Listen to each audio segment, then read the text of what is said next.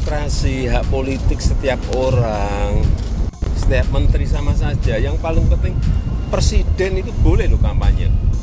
Presiden itu boleh loh memihak.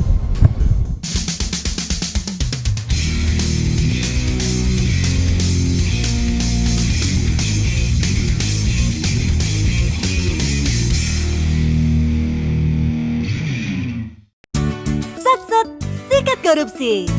Lanjutkan. Sudah dekat hari pemilihan tanggal 14 Februari. Semakin kesini kesibukan dari para politisi baik itu untuk pilpres ataupun pemilihan anggota legislatif makin kerasa. Baliho dan spanduk bertebaran di pinggir jalan menampilkan wajah-wajah yang bahkan kita sama sekali tidak kenal. Malah ada baliho yang jatuh dan mencelakakan para pengguna jalan. Tapi dari semua kesibukan itu, saya tertarik mengamati bagaimana sikap Jokowi, seorang presiden yang anaknya juga menjadi calon wakil presiden kali ini.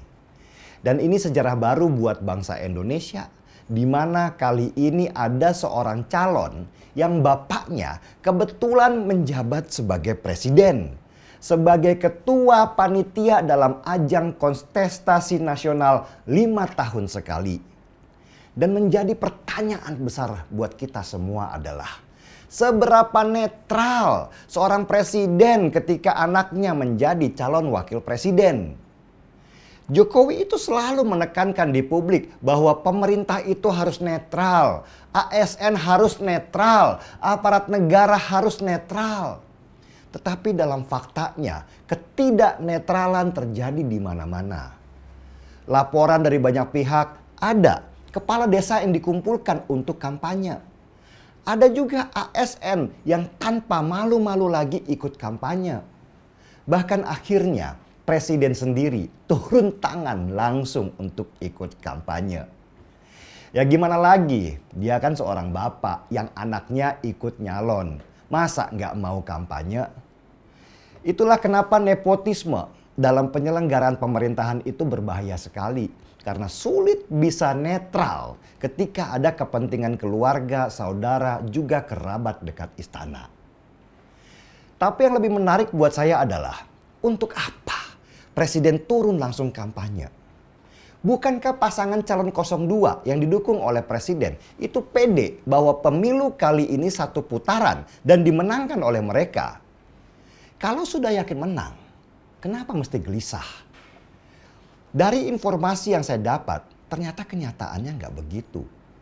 Propaganda satu putaran yang digaungkan oleh tim suksesnya Prabowo Gibran itu tidak akan jadi kenyataan. Bahkan suara mereka sejak debat itu turun drastis. Swing voters yang sempat tinggi sekarang sudah mulai memilih dan tidak ke mereka karena performa negatif Prabowo dan Gibran waktu debat. Karena itulah survei-survei bayaran yang nggak jelas terus dikeluarkan untuk membentuk opini kemenangan. Jokowi juga turun tangan dengan terjun langsung bagi-bagi bansos sekaligus mempromosikan bahwa dirinya adalah bapaknya Gibran, calon dengan nomor 02. Jokowi pasti memegang data real di lapangan bahwa suara Prabowo Gibran nggak mungkin bisa menang satu putaran. Bahkan cenderung turun drastis. Dan suara Ganjar Pranowo naik karena mendapat limpahan dari para swing voters yang dulu pendukung Jokowi dan tidak mau ke Anies. Karena itu gampang melihat siapa yang Jokowi takuti di dalam pilpres kali ini.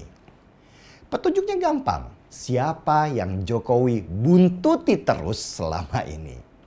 Ya pasti Ganjar. Untuk hadapi Ganjar inilah Jokowi terpaksa berhari-hari pindah dan harus ngantor di Jawa Tengah.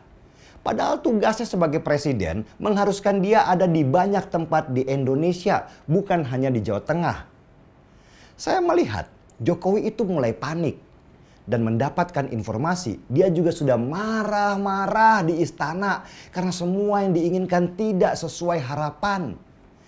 Bahkan para pengusaha besar yang diharapkan untuk mendukungnya itu mulai melawan. Seperti yang kita lihat ketika Boy Thohir, kakaknya Erick Thohir, bilang bahwa Jarum, Sampurna, Adaro mendukung Prabowo Gibran, seketika itu juga perusahaan-perusahaan besar itu bereaksi negatif. Jarum menolak klaim Boy Thohir, saham Sampurna dan Adaro anjlok. Itu bukti perlawanan terhadap Jokowi sudah dimulai. Dan Jokowi memang harus panik.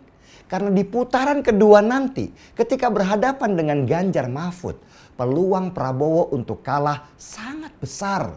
Karena bisa terjadi ada gabungan pendukung 01 dan 03 dalam melawan paslon 02 yang dilindungi oleh penguasa.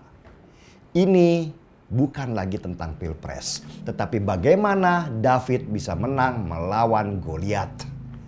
Ada perasaan di dada banyak masyarakat untuk melakukan revolusi terhadap kebijakan Jokowi yang condong mematikan demokrasi di negeri ini. Dan seperti kata Budi Ari sebelum dia menjadi menteri di sebuah podcast, kalau mereka kalah akan banyak yang masuk penjara.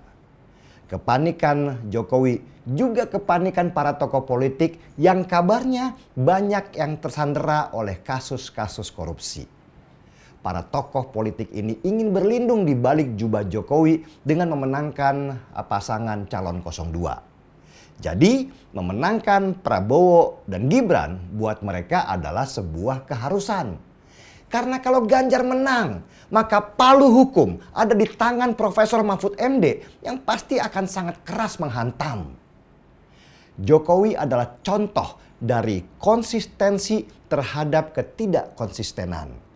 Dia selalu bicara yang baik-baik seperti netral, tetapi tindakannya selalu berbalik-balik.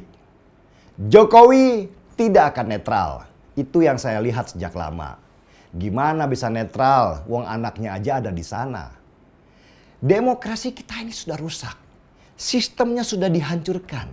Yang perlu kita lakukan sekarang adalah perlawanan untuk memenangkan pasangan calon yang akan memperbaiki sistem ini kembali ke rel yang benar. Salam perlawanan. Saya seruput dulu kopinya kawan.